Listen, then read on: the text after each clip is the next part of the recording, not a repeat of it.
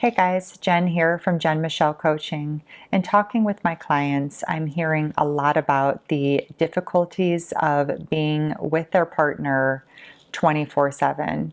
I want to talk about some ways I've helped clients and their partners navigate these strange times. And if you could use some support around your relationship or your marriage, go to my site at jenmichellecoaching.com/book and we can set up a time to talk about your unique situation. So let's get started. I have 8 ways for you today to navigate enhancing intimacy and increasing the connection with your partner, even in these really difficult times. And even if there's not a lot of space and not a lot of wiggle room in your arrangements. So, number 1, creating space. And when I talk about creating space, I'm not talking about getting out of town for a few days solo or feeling like you even have to actually leave your physical environment. Creating space can be just that, creating and carving out space for yourself in your place, even if you're in the same room together. And that means really making it a priority to have some time set aside for yourself.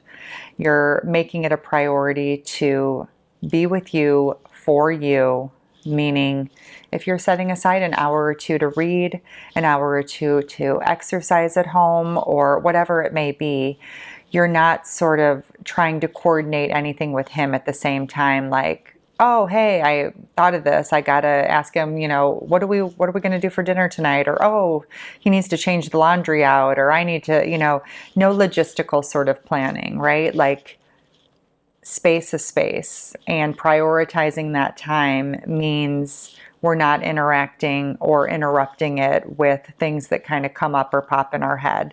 It can wait. And so we want to really deliberately create space and make that alone time that we set aside for ourselves a priority. It will give you a chance to, reconnect with you, and it will give your partner a chance to, have some space on his end too. And even though space looks very different than it did 6 months ago, consider that deliberately setting this intention each day is huge in just giving each other some energy space, some energetic room to breathe, and just enhancing how you show up later when you do reconnect. Number 2, start expanding your life right now. And this can mean signing up for an online community type of class that you've, had interest in the past, but you never did.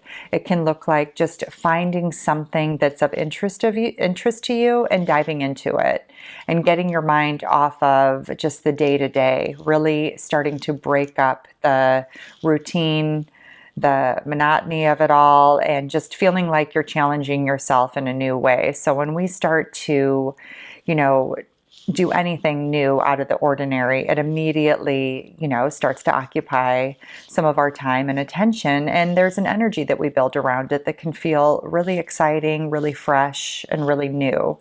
And so we want to give ourselves ways to grow and expand, even though it feels, a little bit more difficult and a little less flexible to navigate. Just taking those opportunities to research ways that you can start expanding your world right now through, learning something new or diving into a project or an interest that you've had and perhaps put on the back burner in the years past. Number 3, balancing your feminine energy. So if some of my clients will say, I'm feeling so resentful, I'm feeling like I'm walking on eggshells, I'm feeling mad, I'm just feeling kind of agitated. If you're feeling a lot of those emotions of, just kind of some angst building up, it's important that we balance that energy, right? We're most likely in our masculine energy doing a lot if we're feeling a heightened level of resentment, anger, just feeling like we're, always doing something. We want to sort of balance that out by reconnecting to our feminine energy. And that can look different for all of us, but some great ways to reconnect to our feminine energy are taking a walk, like getting out in nature, getting near water, whether that be the ocean, a lake, a pool, or a bathtub. Doing some things where you just get to be with yourself for yourself, meaning you're not trying to be productive, you're not trying to get something done, you're giving yourself permission not to worry about anything, and just really full permission just to be and to let go of any of the stuff that is building up in your mind or any of those impulses that kick in to go off and do something or take care of something really quick type of thing. So balancing the energy and getting into our feminine allows us to let go of resentment. It allows us to just really fill up our tank, so we start showing up from a more loving, more soft space within us because we're nurturing and nourishing ourselves with things that feel good and just really soothing to us. Oh, number 4 is a huge one. I think I'm on number 4. Yeah. Catching patterns and cycles as they start to show up. So, if you're in quarantine or if you are just socially isolating with your partner in a smaller space, whether it be a house or studio apartment, that's not a great time to start having heavy or triggering types of discussions, right? Because there's already an edginess, and if we do get into a triggering discussion, there's really nowhere to go with it. So if there's been a lot of past stuff that you're tempted to bring up, I invite you to put it on the back burner if it's not urgent, right?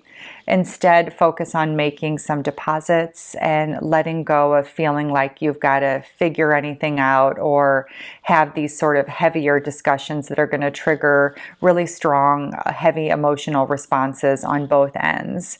And I'm not saying if something, comes up not to address it, but I'm just saying that, if there's something that happened 4 years ago that's kind of been bugging you, consider that it's probably not the right time to bring up something that's a sore source because of the additional edginess and the sense of feeling like, okay, if something comes up, we've got nowhere to go and we want to both keep the peace in the household. So a way to support that is just recognizing what needs to be talked about now versus what can wait a bit. And, how can we just give that a little space and time and not go there right now?